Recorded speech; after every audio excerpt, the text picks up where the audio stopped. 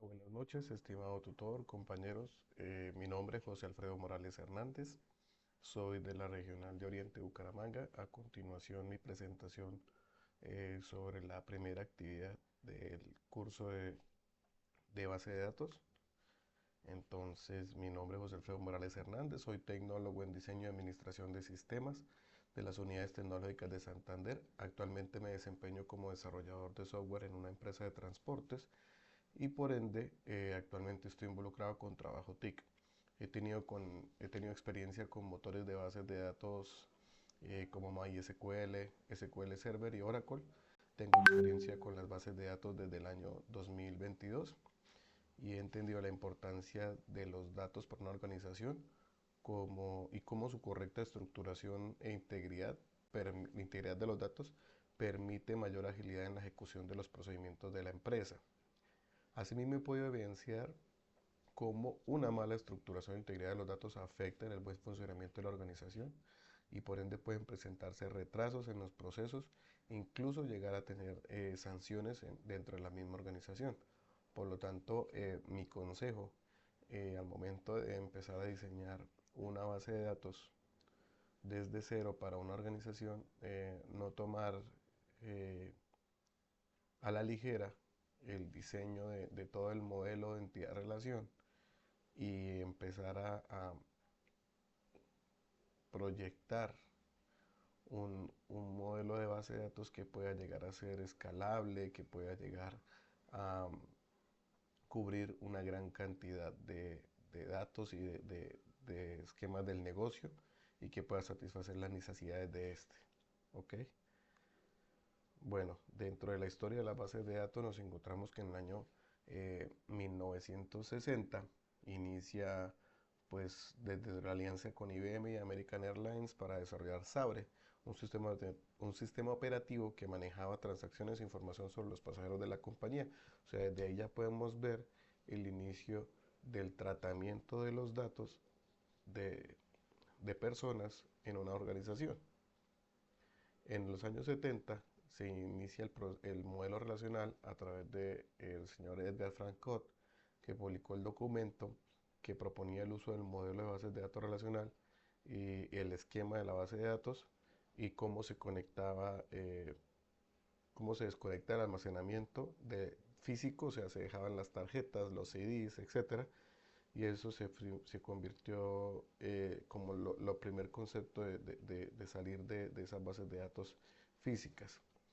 En 1976, el señor Peter Chen propone el modelo entidad-relación, que este modelo pues actualmente se utiliza en las organizaciones eh, en centrarse en la aplicación de los datos. En los años 80 se instala o se genera o se establece el lenguaje estructurado de consultas o en inglés el, el Structured Query Language, que se convirtió en el lenguaje de consulta estándar, ya que las bases de datos relacionales en su sistema de tablas pudieron competir con las bases jerárquicas de REC, que era lo que se venía utilizando.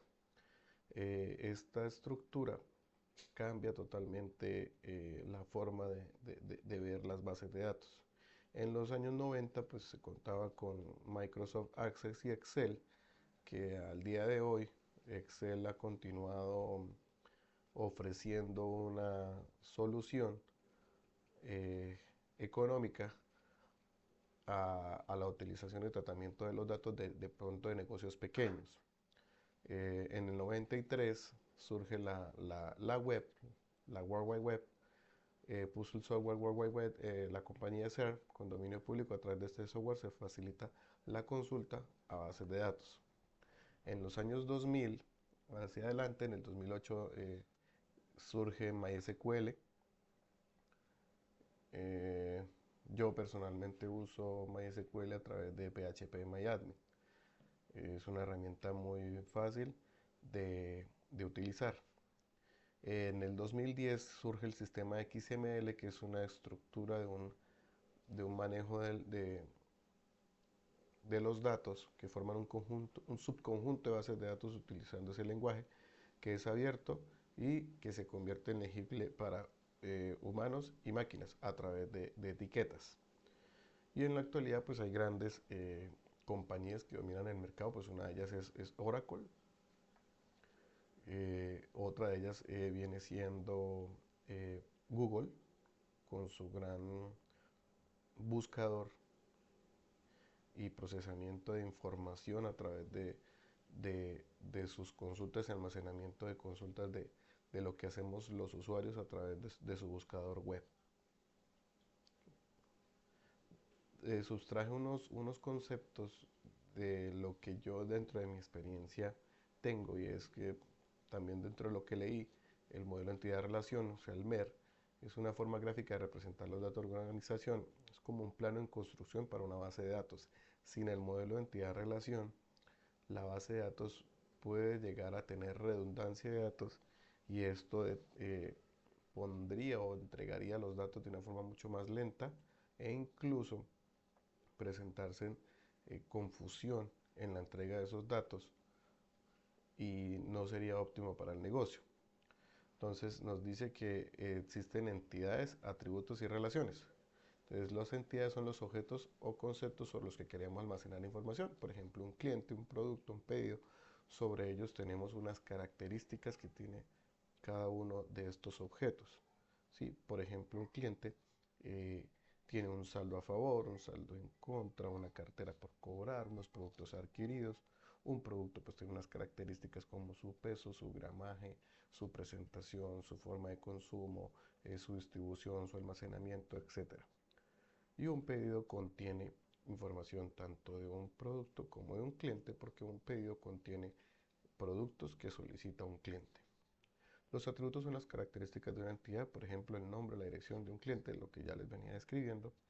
Esos son atributos de las entidades. Y las relaciones son la forma en cómo ellos se conectan. Como les indicaba, un pedido contiene productos de un cliente. ¿Para qué nos sirve esto? Pues ayuda a visualizar y entender la estructura de los datos, y sirve como base para diseñar las tablas de una base de datos. Entendiendo que como hay una relación entre las tablas, nos ayuda a entender qué debemos hacer. Por ejemplo, dentro de las bases de datos, en las relaciones que tienen ellas, una tabla con la otra, siguiendo el ejemplo de las tablas cliente, producto y pedidos, entonces tenemos que la tabla pedidos surge entre la relación que hay entre los clientes y los productos, porque un cliente puede solicitar muchos productos y un producto puede ser solicitado por muchos clientes. Esto para poderlo relacionar y que no haya redundancia de datos, de acuerdo a la normativa se dice que cuando hay una relación de muchos a muchos, o sea, un cliente puede solicitar muchos productos y un producto pueden solicitarlo muchos clientes, tenemos una relación muchos a muchos, y por norma se debe crear una tabla intermedia que relacione clientes y productos en una sola, en este caso son la tabla pedidos. Esto facilita que el usuario pueda comprender mejor eh, los datos dentro del sistema. Otro concepto sería la tabla, pues como ya lo veíamos anteriormente, es una estructura básica de una base de datos relacional. Es como una hoja de cálculo de Excel, que cada columna representa un atributo de, del objeto. Entonces, por lo menos siguiendo con el ejemplo de los clientes, el cliente puede tener un nombre, un apellido, una dirección, eh, puede tener sucursales, ¿sí? Teléfonos, direcciones, correos, etc. La sentencia SQL, Structured Query Language, es el lenguaje estándar para interactuar con base de datos. Con ella podemos crear bases de datos, crear tablas, actualizar tablas, eh, podemos hacer consultas a la base de datos, podemos actualizar datos, podemos podemos eliminar las tablas, podemos eliminar la base de datos. Y me tomé pues la libertad de agregar un ejemplo de una consulta a la tabla clientes donde se busque la ciudad que sea Madrid, y esta me traería todos los clientes que tengan como ciudad Madrid. Otro concepto que existe dentro de bases de datos es normalización. Existen 5 formas, comúnmente se utilizan 3. Esto es para evitar redundancia de datos y para integrar y facilitar la modificación de los datos. Entonces es un conjunto de reglas que se llaman normas formales.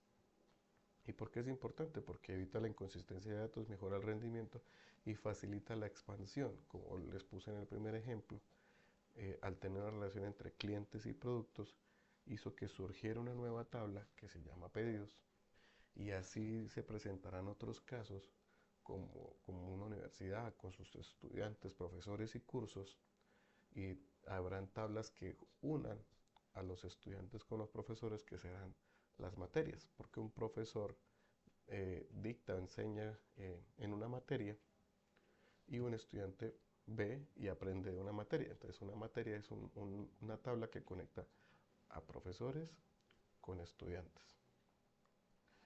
Existe otro concepto que se llama llave primaria, la cual se considera como el dato más importante que tiene un registro en una tabla. Es un campo que no puede ser nulo, no puede ir vacío, y es la llave única que identifica a un registro en una tabla. La llave foránea es una referencia, citando el ejemplo de productos y clientes, que surge pedidos. La llave pedidos heredaría la llave primaria de producto y la llave primaria del cliente. Con esa relación se tomarían como llaves foráneas porque vendrían relacionadas de otras tablas, pero nos permite identificar y unificar en un nuevo registro, en una nueva tabla, esas dos llaves para relacionar a un cliente con un producto. ¿Cuál es la tendencia en bases de datos? Pues las bases de datos están experimentando actualmente una evolución con el surgimiento de la nube hace algunos años, con actualmente el análisis de datos, el data science, el big data, la inteligencia artificial, el machine learning, que utilizan datos. En el caso del machine learning, la inteligencia artificial, utilizan los datos para generar ese aprendizaje y crecer y mejorar la eh, exactitud o precisión al momento de emitir una respuesta en esos modelos de aprendizaje. Como parte final del ejercicio se nos indica, hagamos un ejemplo de uso de base de datos en, en, en un ejemplo real. Entonces pongo como ejemplo las empresas. Todas las empresas están compuestas por personas, que esas personas dentro de una organización eh, optan por tener unos roles.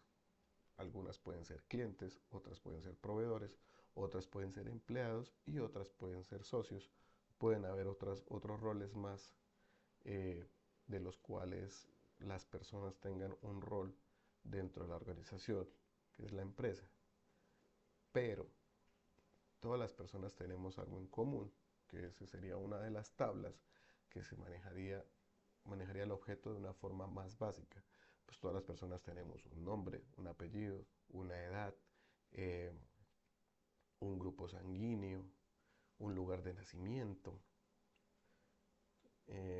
Básicamente, como todos los datos que están en nuestro documento de identidad, son nuestros atributos como una persona. Seguido a esto, una persona puede ser parte de la tabla clientes como llave foránea, y la tabla clientes heredaría todos los atributos de una persona sin necesidad de volver a escribir el nombre, el apellido, la edad, el lugar de nacimiento, sino solamente con el ID de la persona podemos heredar esos atributos en la tabla clientes, y adicionalmente en la tabla clientes podemos adicionar más campos tales como qué productos o servicios consume el cliente, cuántos puntos tiene por compra, PQRs que ha abierto, etcétera, etcétera, que son atributos exclusivos para los clientes. Siguiendo con el ejemplo, tenemos una tabla proveedores, de la cual también pueden ser personas que heredamos los datos de esa persona y adicionamos datos como productos, servicios que nos ofrece esa persona, dineros pendientes que tenemos por pagarle y productos que podemos, que son ofrecidos por el proveedor, podemos tener esa clasificación. Siguiendo con otra tabla, tenemos otra tabla de empleados que también son personas que pertenecen a la organización.